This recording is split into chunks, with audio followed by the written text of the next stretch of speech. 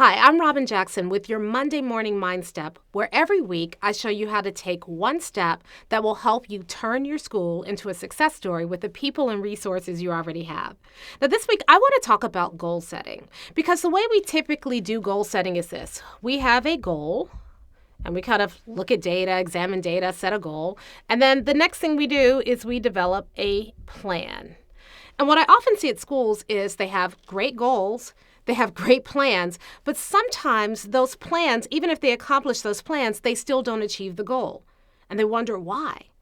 Well, there's a missing step. There's something that has to happen in between the goal and the plan if you want to make it work. And here's what builders do. They set a goal, but then they do something else. And I'm going to use an illustration to explain it. So let's say that we are a car manufacturer. Okay, so we have an assembly line, and at the end of that assembly line, we're going to come out with a car. Okay, that's a terrible car, but I'll put two wheels on it so you know what I'm talking about it. So first thing, there's a guy that brings the supplies to the line. Then, I'm terrible at this, so just kind of suspend disbelief for a little bit. Then there's a guy who puts together the engine. Then another guy comes and takes that engine and puts wheels and a drive shaft on it. Then another guy takes that whole wheel drive shaft engine thing and puts the body on top of it. And then another guy comes along and he polishes the body. And then this guy, he does a quality inspection. And then at the end of that, you have a car.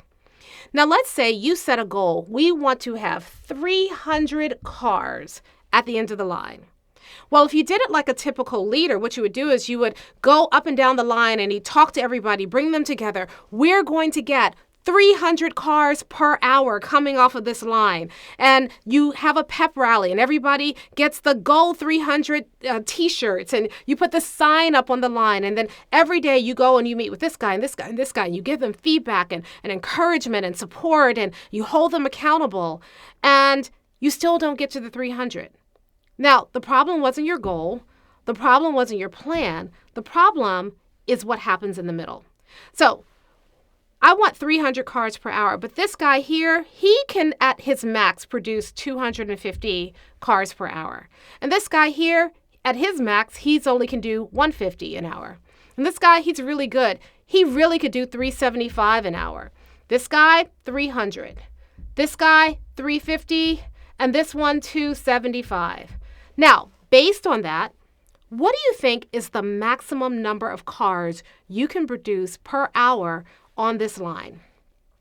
Well, if you answered 150, you'd be exactly right. You've heard the saying, a chain is only as strong as its weakest link. Well, the same thing is true for an assembly line.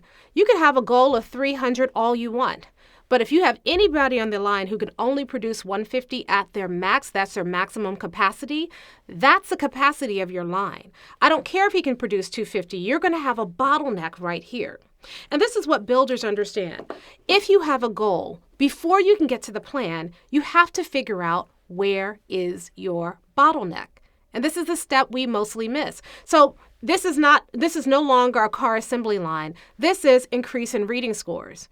If you don't take time to map out what are all the steps that are going to lead to the increase in reading score and where are we weakest, if you don't find your 150 on your line, whatever that line is, then your plan will never work.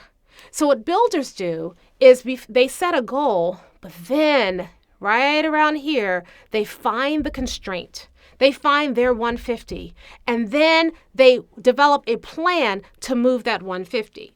You're never going to get to 300 at the end of the line unless your plan directly addresses your weakest link, in this case, your 150.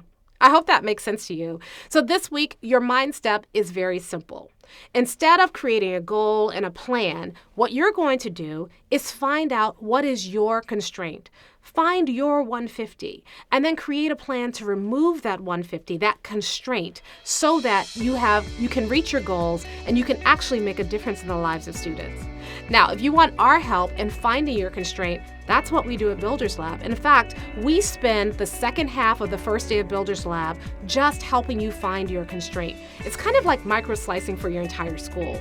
So if you'd like to figure out, or you want our help with figuring out what your constraint is in your school, then all you need to do is get a ticket to Builders Lab. Go to mindstepsync.com/builders builders-lab. That's mindstepsinc.com/builders-lab.